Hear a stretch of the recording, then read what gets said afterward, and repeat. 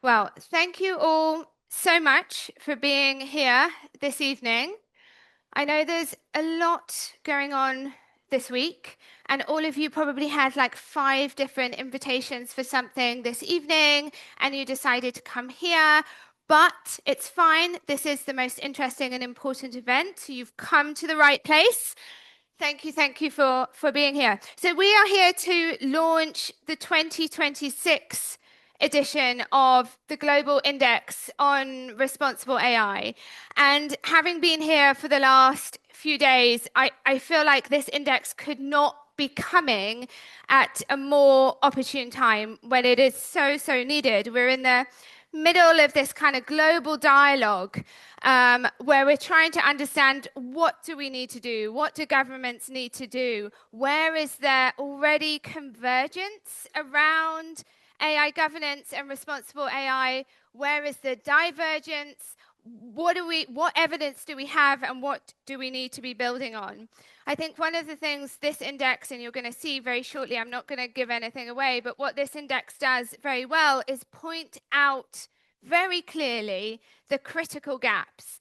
Some of the things that Nico is going to talk to us about in terms of these major findings are not going to be absolutely new to you. You're going to be like, yeah, I've been thinking about this. But now we have critical, nuanced, comparable evidence to understand these issues much better and to be able to then drive forward evidence-informed programming, investment, cooperation on all of these issues. So this is a project that us at the Global Centre on AI Governance have been building very intentionally. We really wanted this to be reflective of all voices around the world. The Global Centre on AI Governance is a small think tank that's registered in South Africa. We have folks in Argentina, in Kenya, in Botswana, in a number of places around the world, but we are a small unit. And after we began this work really in 2021, and the first edition came out in 2024. And after many sleepless nights trying to figure out how do we translate these kind of complex values-based ideals and ideas about responsible AI into something that's comparable and measurable, we spent a number of months working with and listening to communities from all over the world that we felt were not adequately represented in the literature around responsible AI, particularly at that point in time. So we had consultations with feminist groups in Latin America or in groups working with indigenous communities. We worked with people in Francophone Africa and Central Africa whose ideas about responsible AI and about responsible futures with artificial intelligence we didn't feel were kind of adequately included in what were then the principles and frameworks that we had. And from that, we built this very inclusive and pluralistic measurement framework for responsible AI, which would then be useful and valuable for countries all over the world, as we knew that so many countries in this period were going to be developing strategies and policy responses on AI and needed benchmarks that were relevant to their regions. So since then, we have come a long way since those early days, and now this is a tool that is the largest data set and certainly the most comparable, inclusive data set on responsible AI in the world. It's being used by many governments to help shape their agendas. It's being used by multilateral organizations from UNICEF to UNDP, the World Bank, and others to be able to set their agendas and determine their kind of programming and where investment is most needed.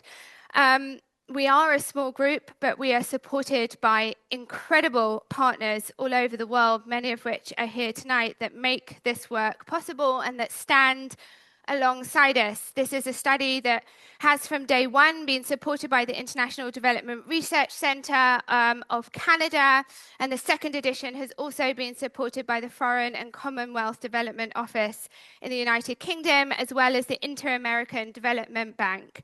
And we've got incredible partners. I see people all around the room who supported this work and led this work in their regions. We've got Nazla Rizik, who's led the MENA AI Observatory and supported the work of data collection in the Middle East.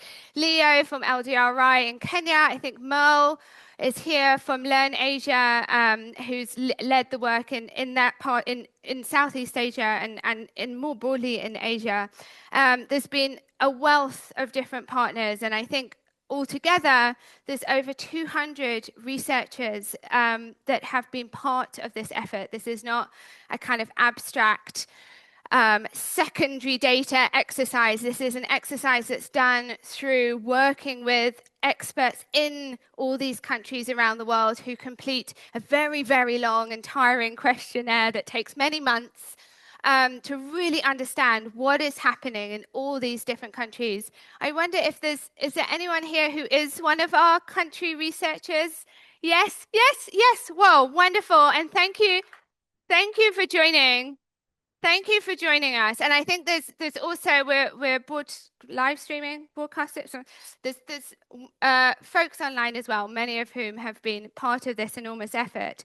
But one of the things I realized as we launched the first edition of this index is that it's a study that really reflects the work of a whole range of people in countries all over the world that are taking enormous strides and doing work that is probably very, very difficult to make sure that AI goes well in their countries and their regions. So I hope that for many of you, you see your own work reflected in this study. We like to think that almost like every data point in this data set represents somebody somewhere trying to build AI that serves people better. So with that, I'd like to introduce my very, very dear colleague, who's one of those very good people, who almost joined us in a very sad mood today because we were on the edges of our seat watching the Argentinian-Egyptian match last night. Yes, but thankfully in the last few minutes, Argentina scored. And so a happy Nico joins us tonight to present the findings of the index. Nico, over to you.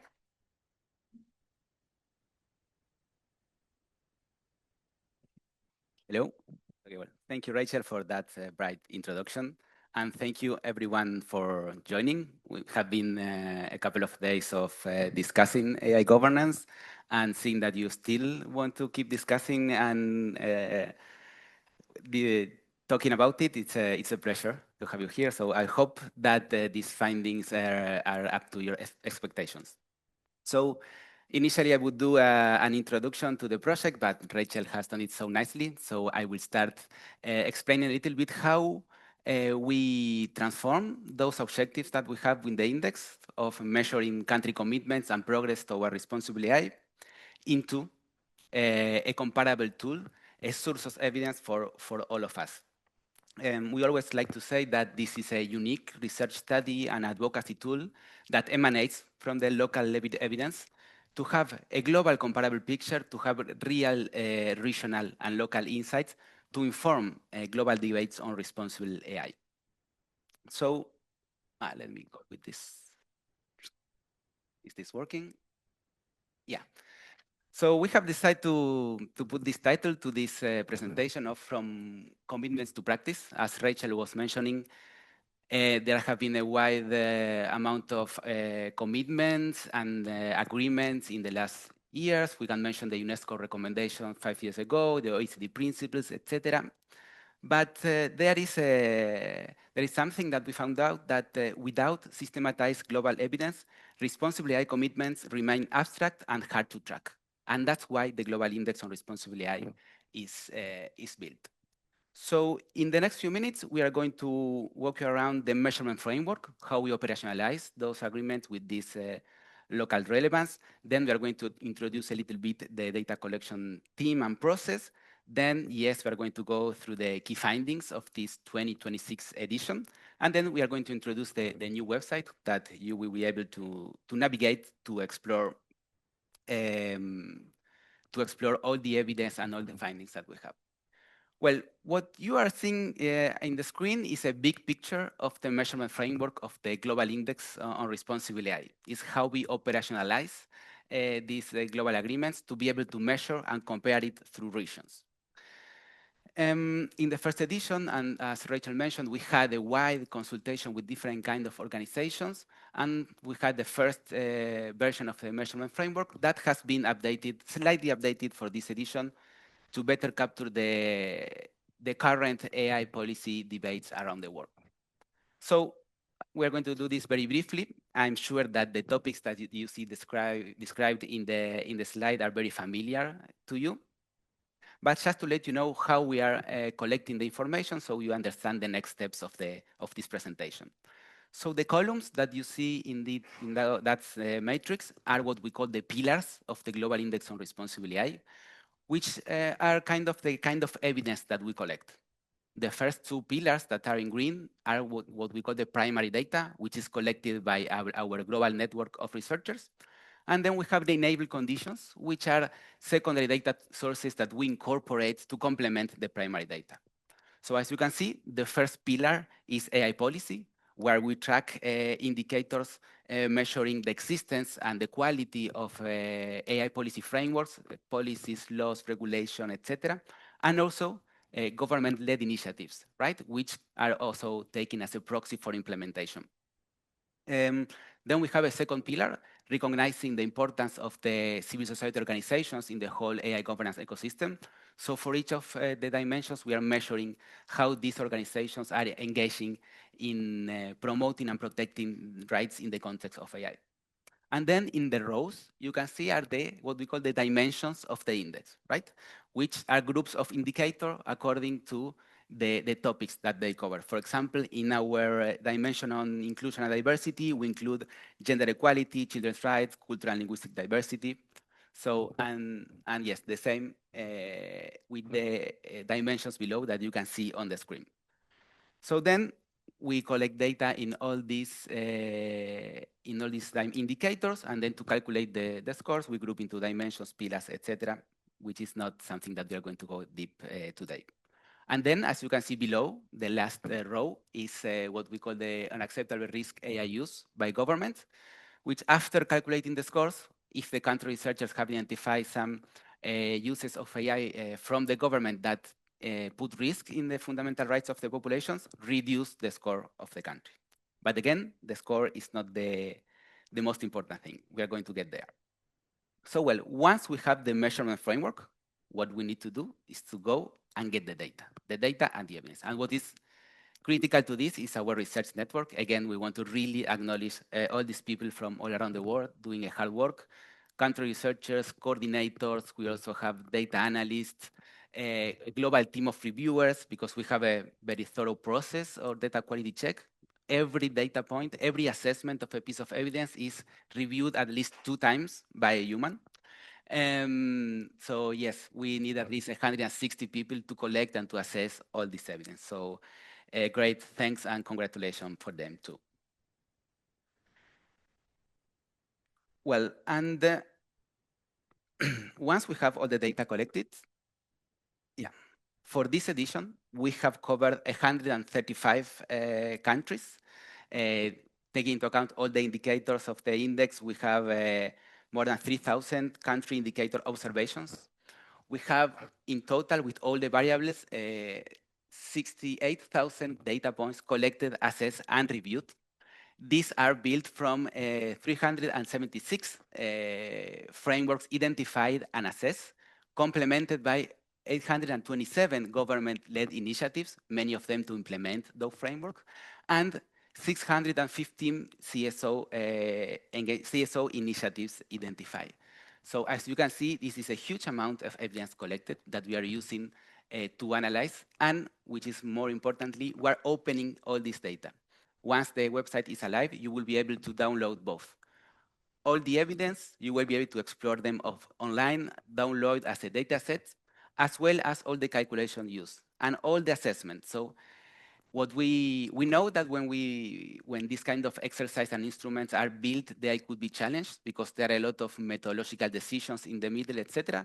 But we have a full transparency policy, so everyone can download, recalculate, reuse, and all the effort, all the assessment that all the country researchers put for this project is coming back to all of you that want to keep discussing AI governance with local evidence.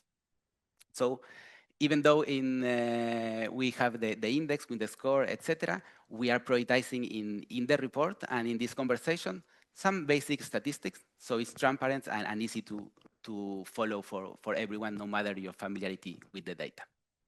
So well, as we are saying, this project has like two phases. One is the biggest repository on responsible AI governance, and the other is the index. This is just a picture on how we transform all that evidence into comparable data points.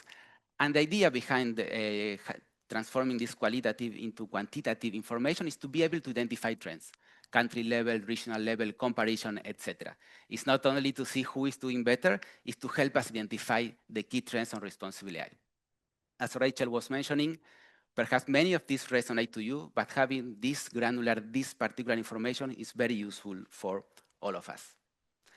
So having said that introduction, other very useful purposes of this is to identify, for example, which are the variations across the regions and the sorting of the countries according different variables.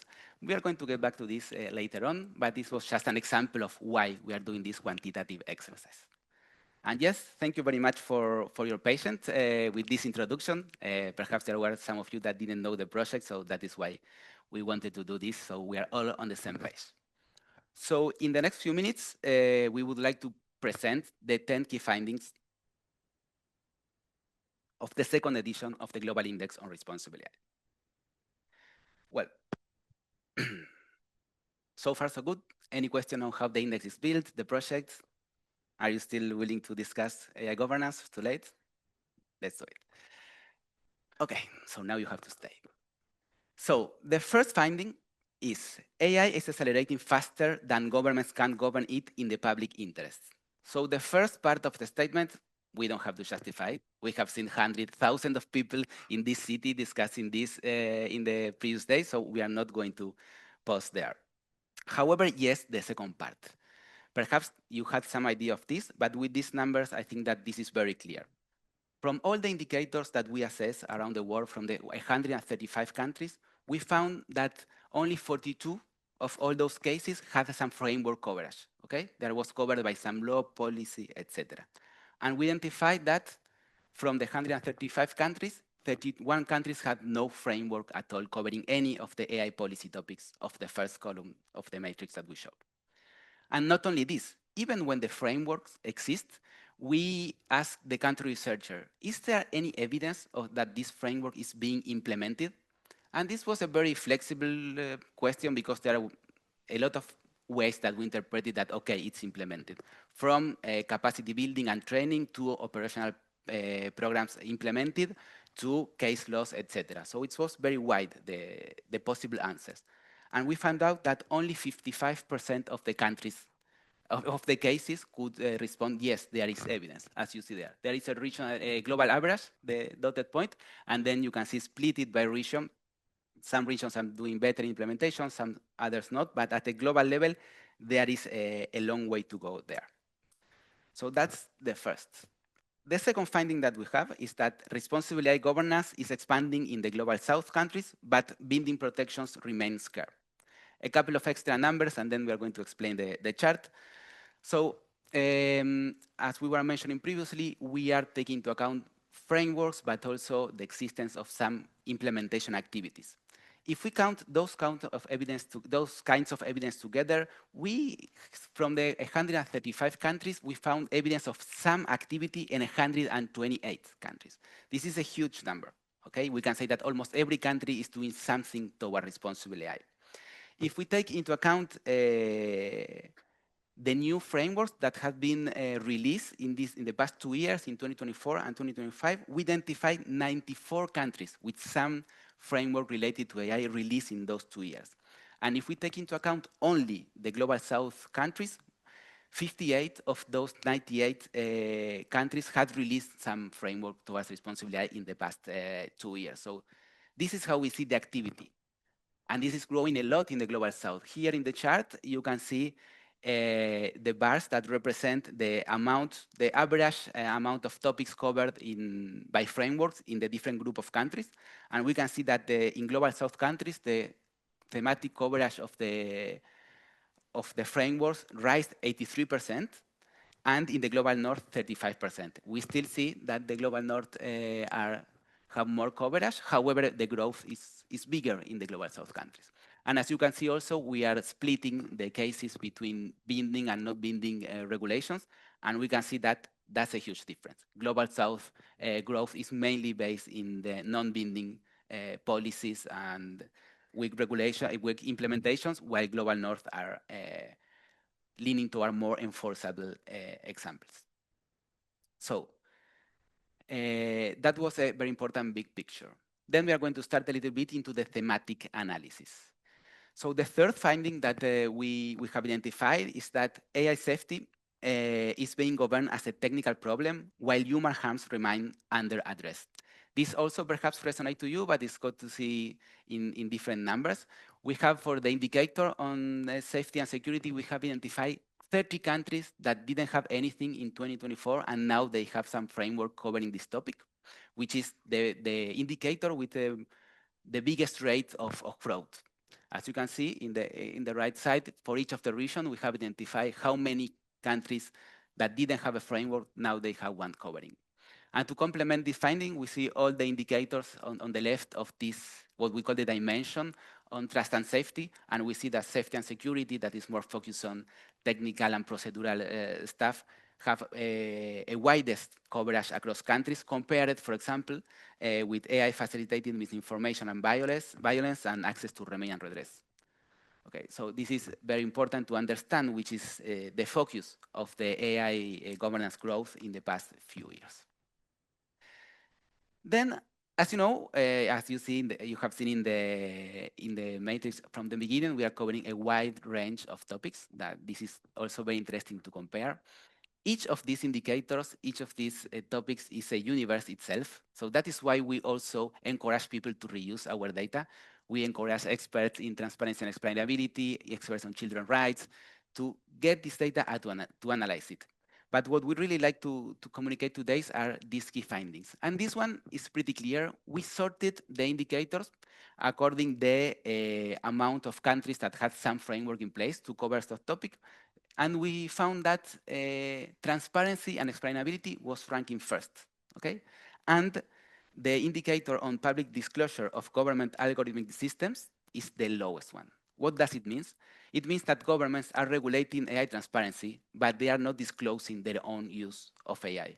So they are not acknowledging that they are not only setting the rules for the market, they are using the state power to deploy AI, and they are not being transparent enough. So this is a very important finding also when we talk about AI governance and the role of governments in this. So this is a critical finding with this clear picture of the prioritized topics across all the countries. Finding number 5. This is also a finding that we identified in the first edition. Yes, we have identified a growth on the amount of countries with some coverage of gender equality and AI. That's why we say that gender is increasingly recognized in AI governance, but protection from gendered harms remains weak.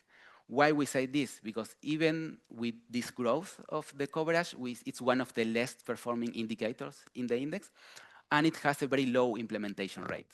Each of the rows there is a region of the index, and then you can see the amount of countries with frameworks and the implementation rate in red. So we can see that in most of the cases, that rate is below 50%, much below that the general average of 55 of all the indicators. Good. Then let's go to number 6. We are going a little bit quickly because there are a lot of findings. We have the 10 ones. So in this case, we want to highlight that future generations are being prepared for the AI economy but not protected from AI-related harms. Okay, I think that this picture is kind of clear. This is a comparison between two indicators of the index with two types of variables: the existence of frameworks and the existence of government-led initiatives. And we can see the indicator where we are measuring AI literacy, where we measure if there are initiatives to include in the formal curricula knowledge about AI literacy and ethics, etc. And we see that 71 countries have some framework of this place, and 86 have done some activity to include these contents in the curricula. However, when we were exploring about the existence of frameworks protecting children's rights in the context of AI, we see how the numbers drop. We see 55 countries with framework and 37 with initiatives. So this is why we are saying that it's not only enough to prepare future generations for AI, we also need to protect their rights in the context of AI.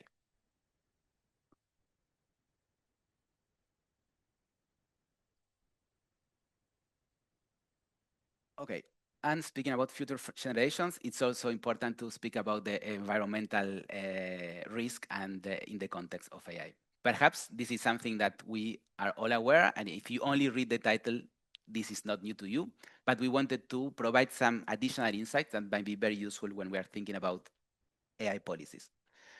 When we say that remains a blind spot, we are saying this because of different findings. One is that we found that only 27% of countries have some framework addressing these challenges.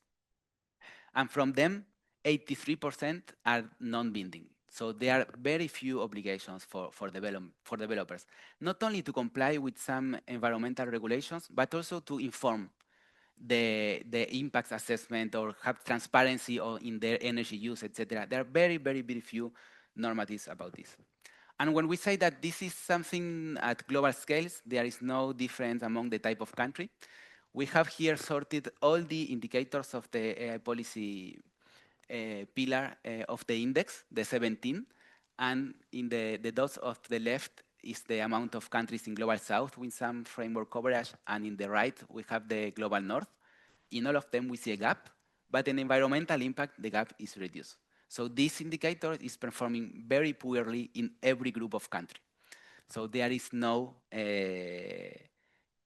two speeds, there is no gap in this between global south and global north. We are all in the same kind of problem, let's say.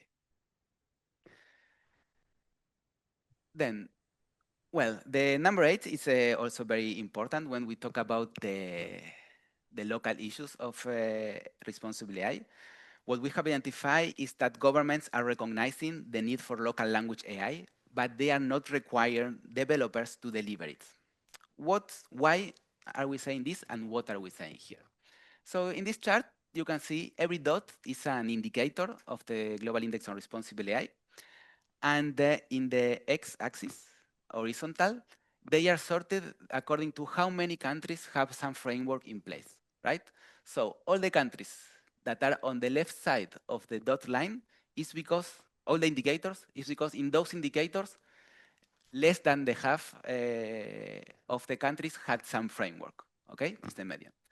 And then we have in the vertical axis, the amount of countries per indicator that have some government-led initiatives. And if we see in the box that is at the top, at the left, there are the indicators with fewer frameworks, but a lot of government's activities, right? And when we go there and explore the data and we see what are the governments doing toward this topic, and we found out that there are a lot of initiatives to develop local language models, large language models in local language to promote the diversity, etc. But the government themselves are taking these initiatives. No matter if global south, global north, these not so represented languages are doing efforts to be there. However, there are no obligations for the developers to include it per se. So these are how we can say that are filling this gap, actioning themselves because developers are not doing when they develop these kind of models. So This is a very, very particular indicator with this difference between the existence of framework and government-led initiatives. That talks a lot about diversity and inclusion in this technology. Number 9, this finding resonates a little bit with the one that we saw regarding the children's in the context of AI. We have the dimensions on labor and skills. And we have found that governments are investing in AI skills, but they are neglecting workers' rights. And why we say this? Again, we compare two indicators of the Global Index on Responsible AI, and we see that a lot of countries have frameworks or initiatives in reskilling and upskilling initiatives. This includes financial support or incentives for workers in reskilling programs. Government-funded reskilling and upskilling programs also includes requirements for companies to invest in workplace training, okay? That's all. We have almost 70 countries with some kind of framework and initiatives. However, when it comes to labor protections, governments are not paying so much attention. Only 39 countries with frameworks, 30 with some initiatives, is one of the lowest performing indicator in this critical area. And there, as you can see in the bars here, the kind of topics that covers the existing framework, we can identify that they are really failing on including transparency in AI-based performance monitoring, protection from AI-driven discrimination in hiring, or the right to organize and collective bargain in the context of platform work and AI-related work. So these are very, very low numbers all around the world, and it's a topic that sometimes is being invisibilized in the AI governance regulation. And then we are going to the number 10. We have been speaking about the different kind of fragmentations or gaps during the past few minutes here. We have spoken about global source, global node fragmentation. We have seen also an implementation gap and how this varies according to the region or to the dimension of the index, the indicator, etc. And here we would like to focus on what we call the regional fragmentation. And what we have identified is that global AI governance is fragmenting before a shared floor of protection has been established. We have seen, as Rachel mentioned, the different global agreements. We have seen a lot of joint action. However, when we see how different regions are prioritizing the topics, there are some nuances. That these nuances and these differences could be okay because every region have their own priorities, context, sociocultural particularities, etc. But we see a huge variation that it would be good to have a solid floor of fundamental rights agreed and action by all around the world to avoid, among other things, for example, races to the bottom to attract investment or activity in the economic field. So to explain a little bit this finding, we can see this chart where we have all the 17 AI policy indicators of the index. Each dot is a region, as you can see how they are represented, and they are sorted according to the variance and the difference of the region. So, and the black line that is vertical in the 0 point, it means that that indicator in that region is in the average of priorities. If in an indicator a point is at the right, that means that it's a priority for that region. If it's at the left, it's not a priority. It's not prioritized. It's one of the less important. As we can see, most of the indicators are at both sides of have regions at both sides of the line. This means that there are different priorities across regions. There are only 2 indicators that are being prioritized all around the world, and they are safety and security, as we mentioned, and transparency and explainability. Those 2 indicators are a priority in all the regions with an average coverage than the region or more than that. All the others, we see a clear disparity on how countries are prioritizing the different topics on responsible AI. So that's a little bit regarding the findings, what we think it's the most relevant for today. And also, this was a quick introduction. However, you will find in the report that we are publishing a more deep analysis on this, justifications, And also something that we really like about the project and the report is like for each of these findings, you will find what we call the bright spots. These are the good examples, nice examples around the world. And unlike many of the reports or studies comparing responsible AI or AI governance, we have examples from all around the world. So it's very nice to, if you are seeing, reading an issue of this finding, and then you find examples from Central Asia, from Africa, from Central America, a lot of countries that are not perhaps in the radar of the main debates, but we are bringing this to the light to make richer the discussions on AI governance. And we're very happy to bring all this information to you. So now that we have finalized the key findings, and before we go to the panel, just briefly, we also wanted to reinforce this idea that we mentioned at the beginning, the implementation gap. We wanted to bring these extra charts that shows, we wanted to depict this from commitment to practice statement of the beginning. So in the first column, you might remember that number, 42% of the cases of indicators related to AI, responsible AI around the world are covered by some framework. This means that 58 are not. From those frameworks, not from those. If we take only the frameworks that exist and have some operational provisions, for example, budget allocations or operational programs, etc., they are only the 32% of the countries. If we take the cases where there is a framework that includes operational provisions and there is some evidence of implementation, and government-led initiative that works as implementation, it's only 18.5% of the cases. So we can see how the drop of the percentage points. This is the same chart, but it's replicated across regions. Obviously, we have some regions that start from a higher, let's say, level of coverage of framework. However, we see the same trend. In all the regions, there is a drop when we start putting more emphasis in the implementations of those frameworks, and to reinforce this idea to, okay, we have the commitments, but the practice, the implementations of those are really missing all around the world. And as we said previously, we have the finding. These are the key concepts that we want to share with you, the key concepts that are backed up by very comprehensive evidence, assessment from 135 people, local experts on the responsible ecosystems are ready for you to reuse it, to analyze it, to get new findings and to continue this conversation. And we also, what we have done is to sort the countries according to the performance. This is just a sneak peek of the initial result. This is not the most important part, but I see a lot of cell phones here taking pictures of that. That's okay. All of this is in the website.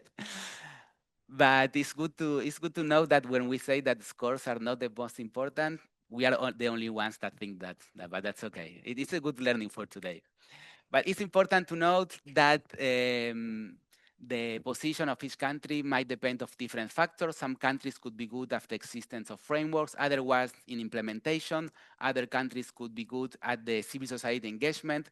So there are diverse ways to have scores in the index. So this is just a picture of who are leading each region, but we really invite you to go deeper into the evidence, to analyze the key trends, and to use the sorting of the countries only as a starting point. This is only useful to identify trends, to start conversations, and not to be the end of a conversation. So yeah, just a little bit of how it's ranked. And again, all of this is in our website, in our brand new website that you can explore. There is a QR so you can access. There are a couple of very important things that you will be able to find there. Obviously, you will find the report with all these findings explained, with all these charts, etc. You will find the rankings by region, etc. You will find tools to compare the strengths and the weakness of each region or country. And most importantly, you will find the open data set. You will find all the assessment ready to download. And also what we call, and we really like, the Evidence Explorer is a very user-friendly tool where you can decide what kind of evidence, if you are interested in implementation, in frameworks, in civil society, if you want to learn from other regions, you can filter by indicator, by region, by different things, and you can find the examples and the bright spots that we highlight in the index. So thank you very much for your attention to this, and we really hope that you join the conversation, and that all this data, this information, and this analysis is useful for you to continue the conversation on responsible AI governance. Thank you very much.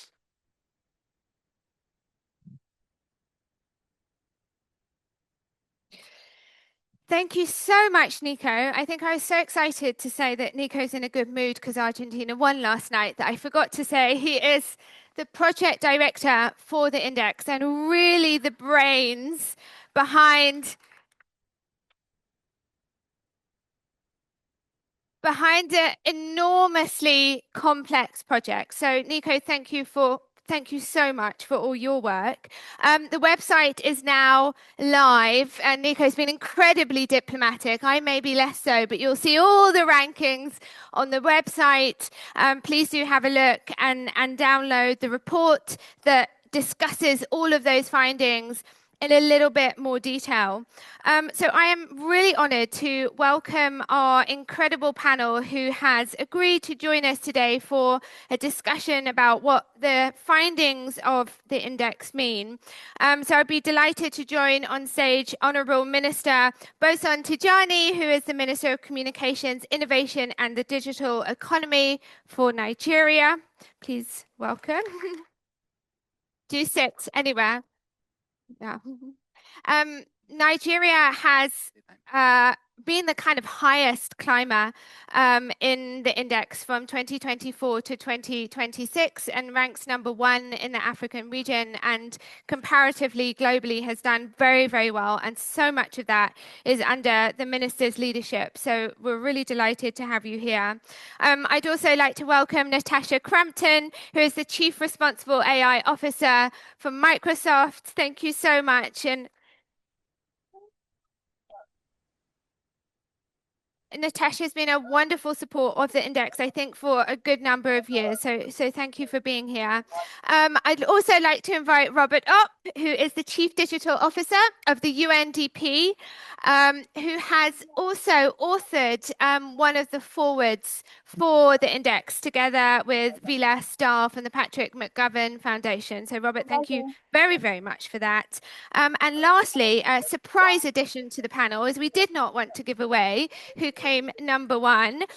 We'd like to welcome to the panel Alex Moltzau, who is setting up the new National AI Policy Unit in Norway, and Norway came #1 in the index. So congratulations, Alex, and please do join us. I'm going to hand over, maybe, Minister, I can give you the microphone and then move from. All right. Well, thank you all for joining us. And Minister Bosun, I'd like to start with you. One of the things that really stands out in Nigeria is that you've not just developed a set of comprehensive strategies covering some of these various areas of responsible AI, but have moved very quickly in implementing these strategies. So I wondered if you could talk to us a little bit about what your approach has been and perhaps any kind of challenges you faced in implementing ambitious national AI strategies. Thank you so much, Rachel. Good evening, everyone. It's a pleasure to be here. And I think today is actually is worth celebrating. I got to know about this work, I think, just a few weeks ago. Yep. And for me, it's a validation of something that we've all been talking about in artificial intelligence that I think we've actually not been working on as deeply as we should be. And that's inclusion.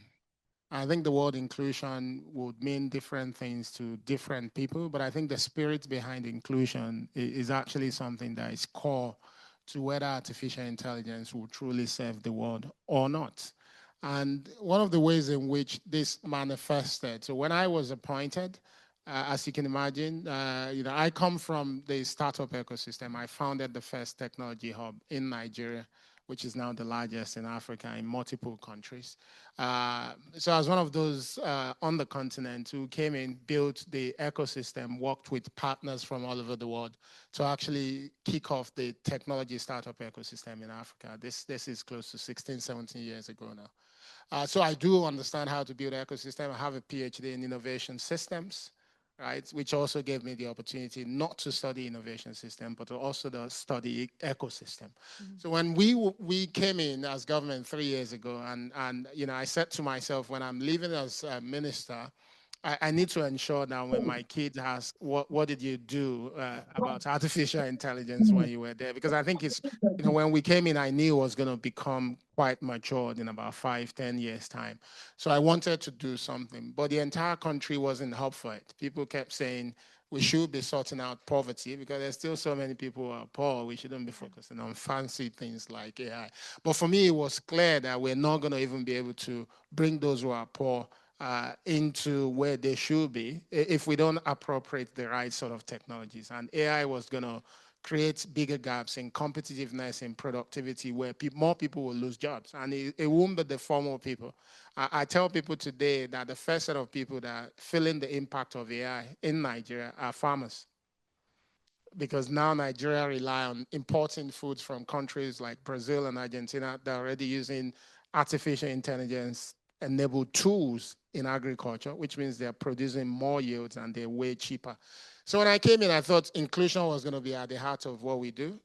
We were going to create a strategy. Our policy and governance approach will focus on inclusion. And we did something that I've not seen anyone else attempt to do anywhere in the world. So when we were building our AI strategy, we actually, the gentleman at the back who leads our AI center, I told him it should be possible for, because Nigerians Nigeria were known for our diaspora community, that it should be possible for us to find anyone with a Nigerian name anywhere in the world that is in there. Right. So what we did was, he said, yeah, he told me there's a database of all academic publications in the world, and that we could rip that up. And I think we did it for the last 15 or 20 years thereabout. So we took all the great publications in AI. We took the names of the authors. We ran that through a name library. We were able to identify the Nigerians there. Then we went a step further by looking at 5-star rated journals among where those publications were published. So I think we stumbled about close to 5,000 initial names. No, the first set was 5,000. By the time we went 5-star, I think we got about 150 or thereabout. So we published that online, that these are the people that will help Nigeria co-create our national AI strategy. Then we started getting comments from folks at Google, Facebook saying, but you know, academics are not the only ones who work in artificial intelligence. So they started suggesting some of the top AI people of Nigerian descent to us. And we got support from Luminate, which is part of a media network, Microsoft, Facebook, to bring about 120 of those people back to Nigeria. And those were the people who actually wrote the AI strategy. So we engaged civil society organizations, startups locally, academics locally.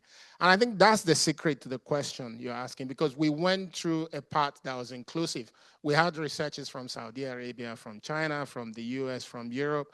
So our AI strategy was quite diverse in the way it was built. And what we didn't expect, that is the answer to your question, is because they created the strategy, they honed the strategy immediately.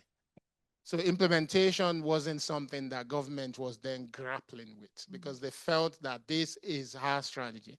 It was a lot easier for them to then say they will go ahead and implement. But one other thing I did, because of my background in startup ecosystem, was to then raise a small amount of funding. So I got $1.5 million from Luminate. Then we started what we call the National AI Collective. So we put all of them in there. And I said, you know, government doesn't need any part of the money, so we gave them the 1.5 million. So now we have a community of practice in Nigeria, and whatever we need to do, this group of people are responsible for helping Nigeria to drive it. So I'm so pleased to see that, you know, we've run this way. It's the collective. That's what inclusion is all about in AI. It's not just in data sets. It's not just in access to infrastructure, compute, and the likes. It's about getting everyone around the table, because this is a set of development. AI is something that will influence every aspect of our lives, right? So it shouldn't just be for technologies, it's for all of us. And the more we do that, the more results we're going to see across the world. Thank you, Rachel. I know I went along. No, that's wonderful. And thank you so much for your leadership, because as someone who's worked very closely in the African continent, your own leadership and more broadly that of Nigeria has been really, really important in kind of showing us what we can still do and showing us the power of being really ambitious. And actually, one of our co-founder, Dr. Fola Adeleke, was one of those Nigerians that you brought to Nigeria to develop the strategy. So we've been keenly following it from the beginning. Natasha, I'd like to turn to you. You know, so much of what I think our report has shown is that governments can't charter this journey on their own. So it'd be great to hear from you a little bit about how Microsoft sees its role in ensuring governance principles translate into trusted, safe and secure technologies. Thanks, Rachel. And I'd just like to start by congratulating you, Nico, all of the volunteers involved in the report on landing it. I mean, its breadth and depth is really impressive. If my memory serves me correctly, I believe there was a statement in the 2024 version in the Ford that said that this report was a public service to humanity. And I have no doubt you have hit that bar once again. So congratulations. So as Microsoft, we are fundamentally building this transformative technology. And then, of course, we have a huge responsibility for all of the decisions that we make when we build models, systems, and everything in between. There are so many decisions that we take every step of the way, from if we're training a model, the type of data that we use to train the model, the people involved in testing it, the types of documentation that we produce. So we do consider it incumbent upon ourselves to be responsible for taking the high-level principles that have guided our efforts since 2018 and truly operationalizing them. And that's been my job over the last 7 years, to really build this program at Microsoft. And it's a well-established program now. You know, we have written our own internal policies that guide what the engineering and sales teams do. We have processes, oversight processes for the highest risk systems, and make sure that they're subject to additional oversight by people, definitely not just technical people, but people who have social science backgrounds from a range of different parts of the world. We've also built tools. When you're sort of operating at a company that has Microsoft scale, you really need to build tools to make it an everyday part of the way in which our product building teams are doing their work, but also to try and drive consistency. So we have done all of those things, and I still consider my job never done. So we will continue to invest in them. We've also tried to take the approach of recognizing that, you know, we should take our own responsibility seriously, and also it is not going to result in safe and secure and trustworthy and inclusive systems in the world if we simply think that everything can be solved by the developers of the technology. There's really important choices that deployers make that affect how systems are experienced in the world. So we try as much as we can to sort of inside out the work that we do at Microsoft and make available those tools that we've built, and share some of the templates and some of the policy documents that we've written as well, to try and help you know, others who might, you know, not have the immense resources that Microsoft has utilize some of those artifacts that we've developed. I say the last thing that we do is we try and make sure that we don't just do this work within the four corners of Microsoft. That's really important to me and to the company as well. So we participate in lots of different fora to try and make sure that we are hearing perspectives that are not well represented within Microsoft, that we are borrowing other good practices from organizations that have sort of found good solutions before we have. We don't want to have a sort of not invented here type of mentality as well. So I'd say it's the combination of those things that we do to try and play our part in the ecosystem. Well, thank you so much, Natasha. And I think Microsoft is very clear in kind of setting forward this very strong agenda around security and trustworthiness, and does that very rigorously. So thank you. Robert, I'd like to turn to you. I think one of the things we see really clearly in this report is the difference between countries that have the capacity to implement strategies and those without, and the importance of institutional capacity. So I'm wondering if you can share with us about how UNDP sees that relationship between AI governance and sustainable development. No, absolutely. And first, Rachel, I want to thank you for having me here and for the honor of being able to write a foreword for the report, because we have found this to be a kind of a benchmark, a report, kind of a global reference around this space in something that we care deeply about as UNDP.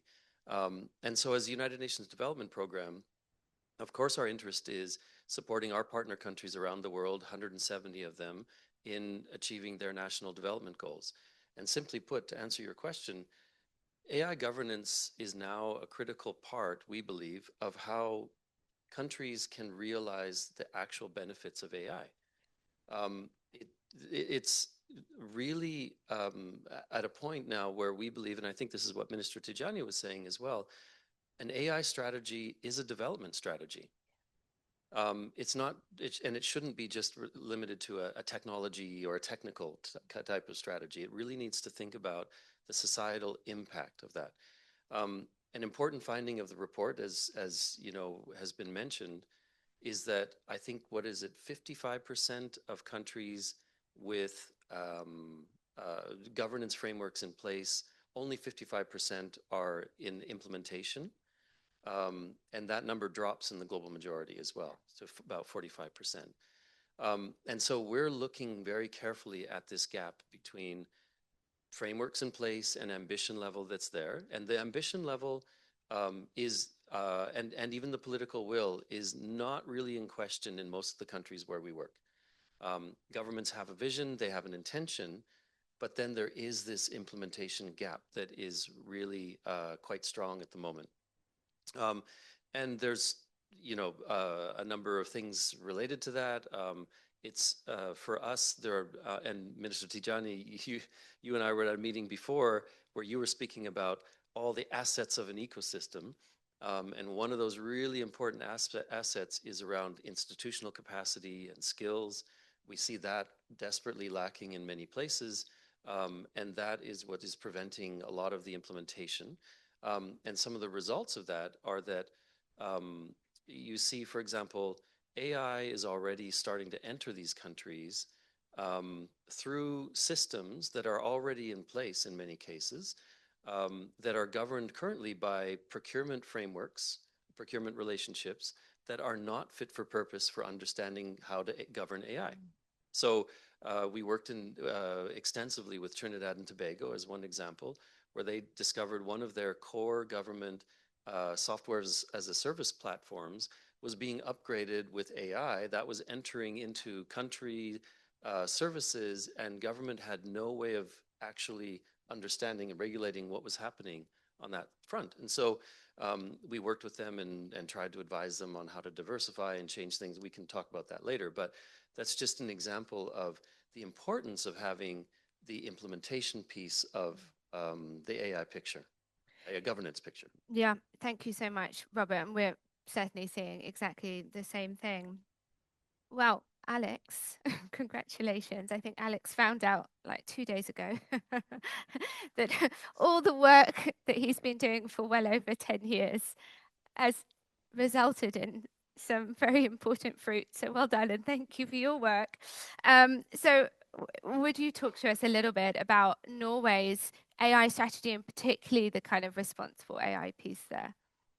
Yeah, I just wanted to talk a bit to what the minister said as well, and but first I just wanted to say, that the breadth and the depth, of this work is a massive resource for the whole AI policy community, and I, as like a faceless bureaucrat, because that's what I am, just helping out behind the scenes. I think it is like really wonderful, because what we want to do is to create, an environment for evidence-based policymaking, and I think this is a wonderful resource. for that, you know. And I think people in that community are really overjoyed, you know, to see this. So I mean, like I worked to develop like the largest national research consortium. Like we started the AI Billion. There's like 7 new centers, research centers announced. You know, I helped with the national policy in health as well, like health services. You know, and there was a plan in Norway as well for AI and health services.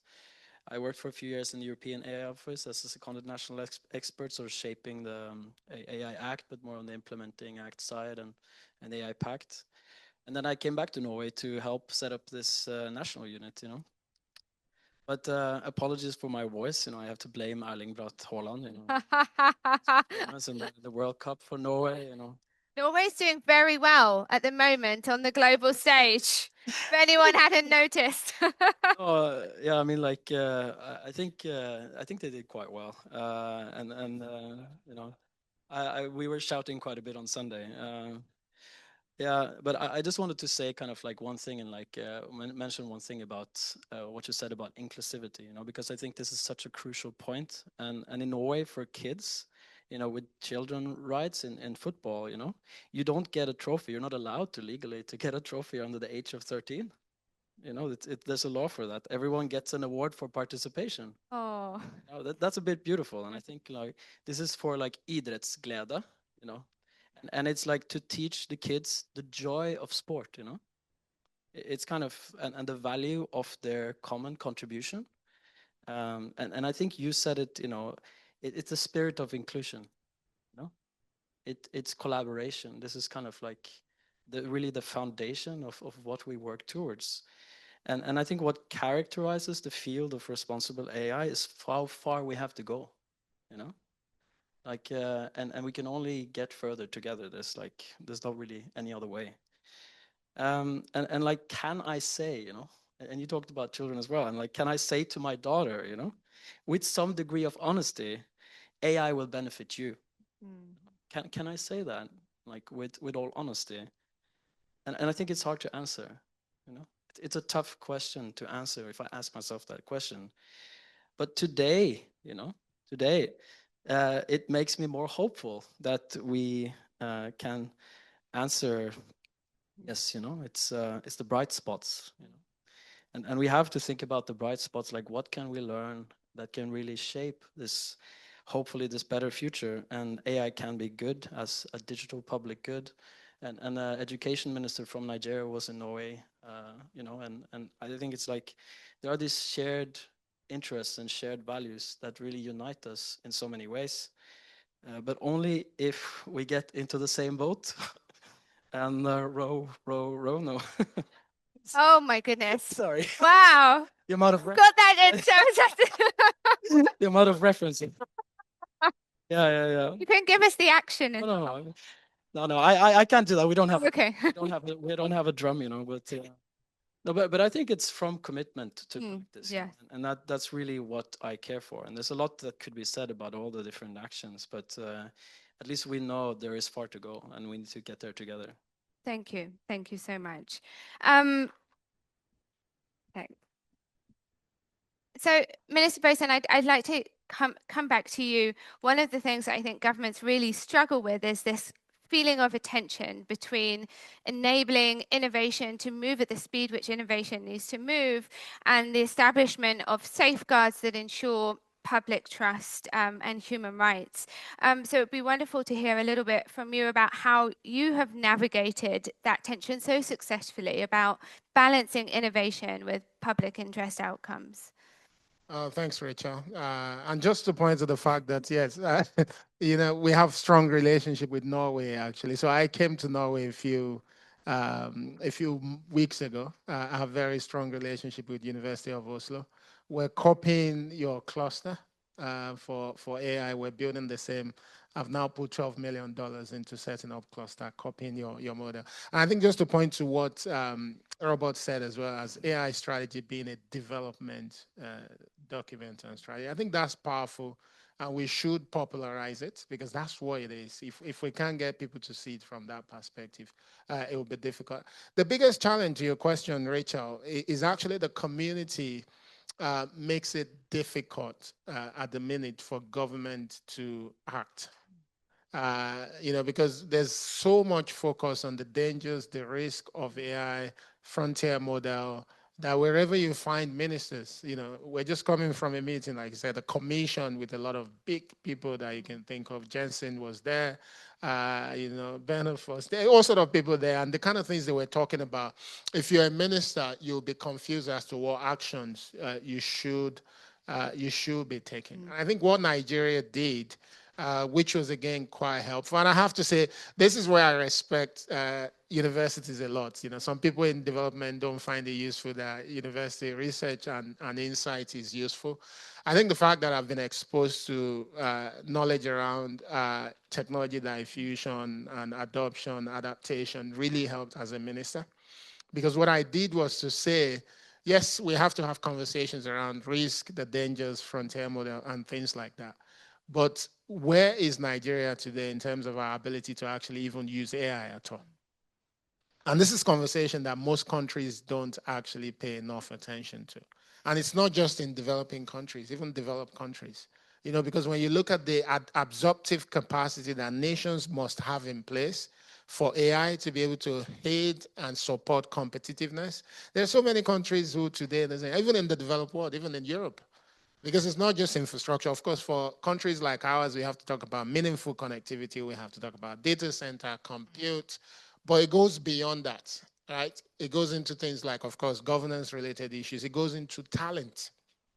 And there are countries in Europe without enough talent to help power AI. Yeah. And the best gains from AI will not come from just buying off-the-shelf solutions. It's about being able to adapt models and use things to solve problems.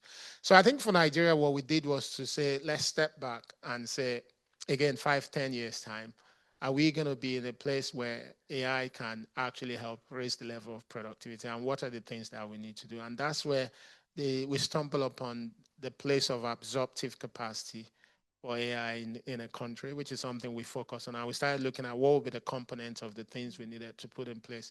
So we're putting almost $2 billion into 90,000 kilometers of fiber optic network, just making sure we have ubiquitous connectivity, best quality everywhere. In Europe, that will not be an issue, right? If you're from Norway or you're from the UK, connectivity is not perhaps you're thinking of energy, even the level of worries that you have with energy is not the same as countries where they can't even light up homes, right? But these are requirements that many countries who are leading the conversations, they already have sorted.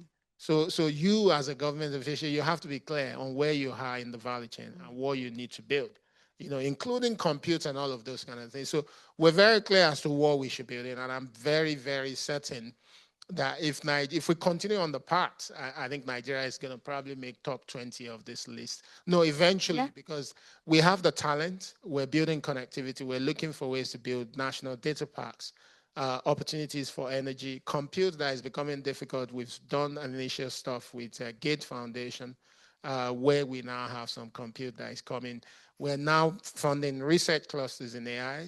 We're getting to the point where government is also going to be able to put money behind a national shared compute facility that is strong. And I think with that, we will get to where we need to be. So the danger for me that I've seen, to answer your question directly, is government being able to separate the issues. I think we're mixing up the issues. The countries that are competing on production end of artificial intelligence are making it the business of everyone else. And a lot of countries are on the adoption end. And adoption used to sound like negative thing in technology because it means you're only buying what someone else is making. But right now, if you can't even adopt AI, you're going to be in the trenches because all your sectors will be disrupted. We're seeing it, I mentioned it earlier, agriculture is the first place where we're seeing the impact of AI being extremely negative because we're not as productive. Well, thank you for that. And I think Nigeria has always been kind of radically explicit about where it needs to focus its efforts. And I think that's clearly translating into very positive outcomes. Natasha, I think it's fruitful to segue to you because technology companies are playing an increasingly important role in helping to build AI ecosystems in countries and regions. So perhaps you can talk to us a bit about what Microsoft is doing, particularly in developing regions, to support these ecosystems. Absolutely. I think actually Microsoft sort of shares a similar philosophy to the one articulated by Minister Tijani, because we've studied, past waves of general purpose technologies like electricity, the internet. We think of AI as the next wave of a general purpose technology. And if you do study those past precedents, what's evident is that the countries that really thrive through these transformative waves are not necessarily the countries that invent the technology. They're actually the companies that adopt it fastest. And there are several key unlocks to the fast, and not just fast for speed's sake, but the sort of comprehensive adoption of the technology in a timely way. There's several measures and interventions that lead to that success. And one of the big unlocks is really skilling.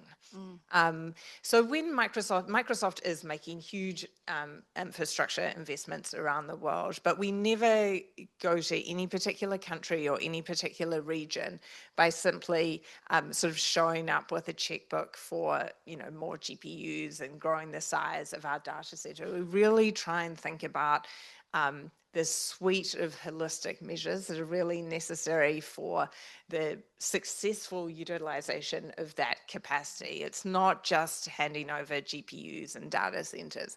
So as we have been sort of making these announcements around the world, almost always there is, a real skilling initiative attached to that, because, we've got ideas about sort of the broad-based skilling initiatives that are needed, some more role-specific training that's needed, and we've been packaging those up, not just as, we in Microsoft's headquarters might think is a good combination, but really in consultation with local governments and members of civil society as well. So skilling comes together.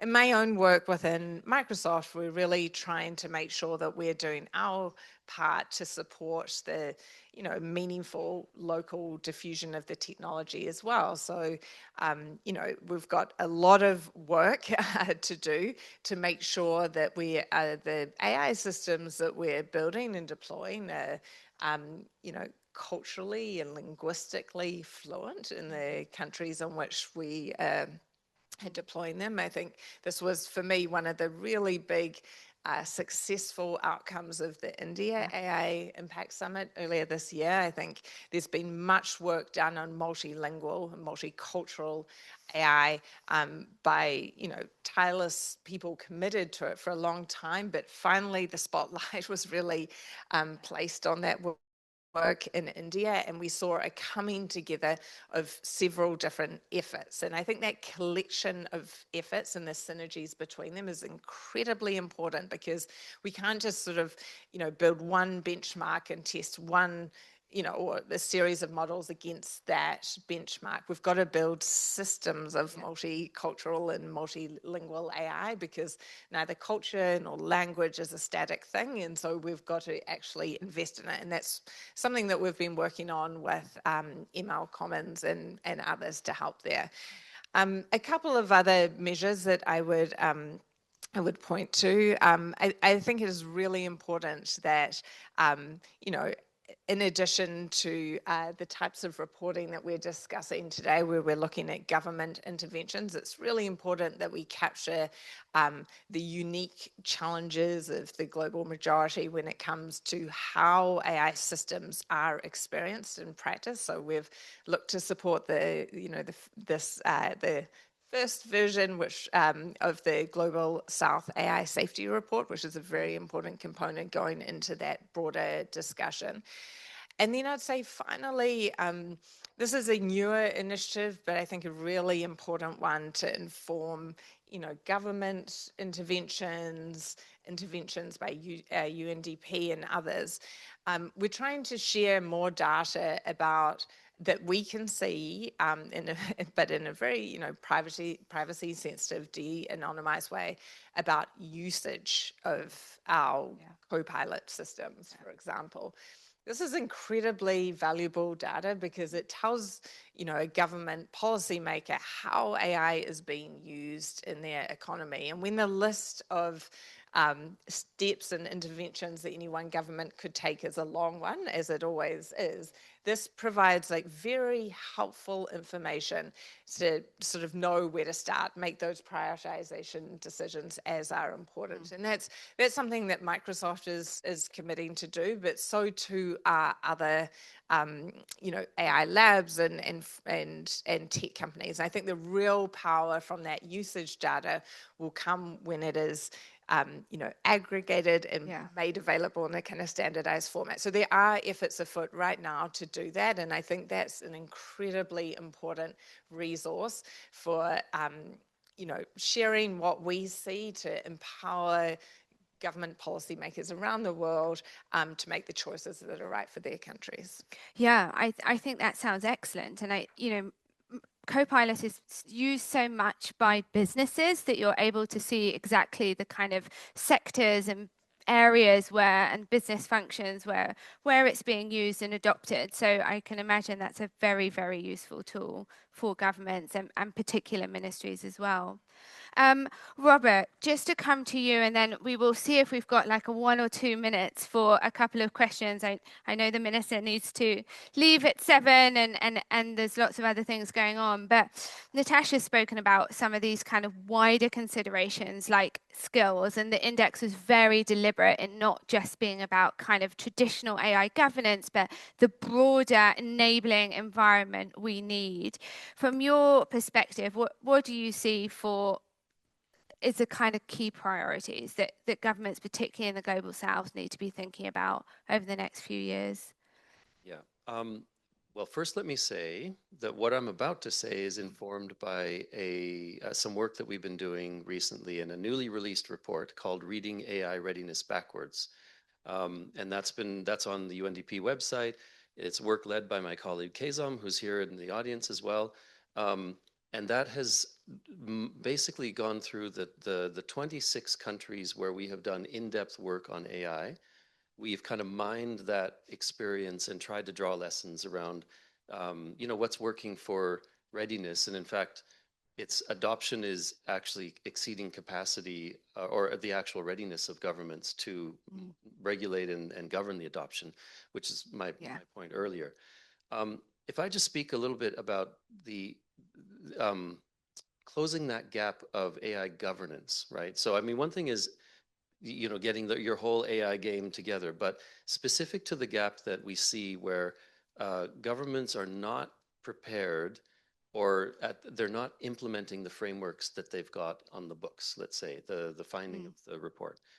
The things, the unlocks, if you want to talk about it that way, kind of cascade downward, and it really starts with leadership. And in countries lucky enough to have ministers like Minister Tijani, you're in good shape. And you have a president or a prime minister that is willing to kind of accept the vision and put the vision out there and then drive commitments. That's great. The leadership ambition, though, tends to be there, as I said before, but it needs to be accompanied by the next things down the ladder. So an assignment of institutional authority and mandate, some kind of organization or coherence within government on how this is actually going to work. Which institutions are in charge? How is the coordination going to work across ministries? Who has budget or the ability to influence budget? Those kinds of things. Then an important piece of it for us is inclusion, and that's what has been spoken about here as well. If you're going to build an AI strategy or implement an AI strategy, you really are better off from the beginning to bring in a large set of voices, people around the table, to be able to build the trust. Inclusion builds trust.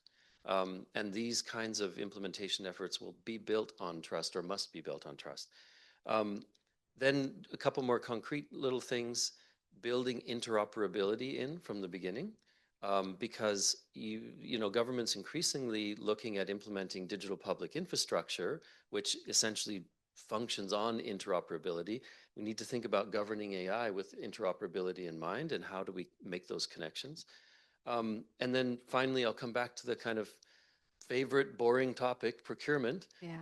You know, one kind of clear finding of the report is a very kind of immediate term action that governments can take is fixing the holes in the procurement frameworks. And actually, the index found, I think, what is it, 26% of countries, only 26% of countries have public procurement frameworks for AI in place.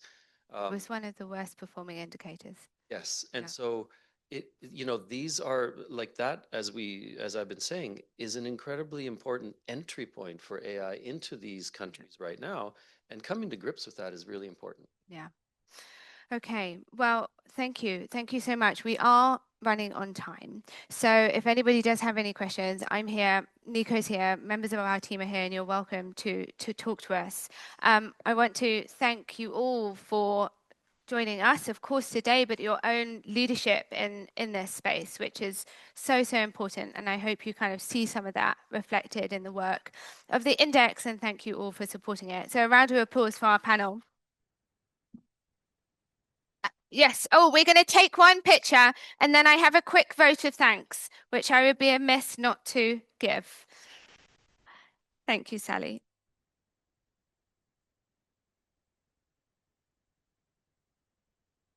Okay, I really do just want to thank a few people, because this has been, thank you so much. Thank you. Thank you. This has been, dare I say it, a labor of love. And there really have been hundreds of people that have supported this work. So, of course, thank you to our funders, the IDRC of Canada and FCDO of the UK and the Inter-American Development Bank. Thank you also to our Scientific Advisory Committee, who had an awful acronym of SAC, but sat with it for 2 years and supported and ensured that we stayed on track with the kind of most rigorous of methodologies. And Nico, please remind me of the name of the lady who actually assessed our index, because she was very good. Daniela, and thank you very much to Daniela that ensured that our index was very watertight methodologically. Thank you to Robert Opp and to Vilastar for the forwards that they wrote for the report that you can now read and that is available online. Thank you to all the country researchers and all the reviewers. I know it was a very kind of lengthy work, and may I just say they were paid. We were very deliberate, so they were an incredibly important part of this study, and we see all of you as kind of change makers in your particular country that will kind of support advocacy at a national and regional level. Of course, thank you to Nico, to Anna, to Sally, to all those online, our team at the Global Centre on AI Governance, for an extraordinary amount of work that they have put in, working far too many nights and weekends recently. I also wanted to thank DataFight, who are the incredible organization based out of Nigeria. So Nigeria is shining brightly, but DataFight developed our website that I'm sure, as you can see, is really wonderful. So thank you very much, everyone. Thank you, all of you who've joined us here tonight. If any of you are interested, we're working now on thinking about the 3rd edition, the 2028 edition of the Global Index. So if you're interested in working with us, please do come and talk to Nico and I. And otherwise, please do enjoy some drinks and snacks outside. Thank you, everybody.